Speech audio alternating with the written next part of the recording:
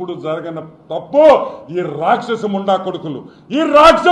కొడుకులు ఒరే ఏం చేశాడురా మా స్వామి మిమ్మల్ని ఏ పాపం చేసేవరా మీకు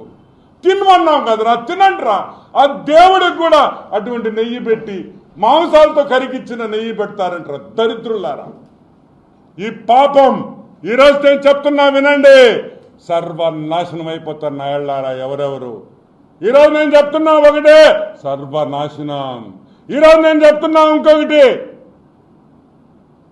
మాకు న్యాయం జరగాలంటే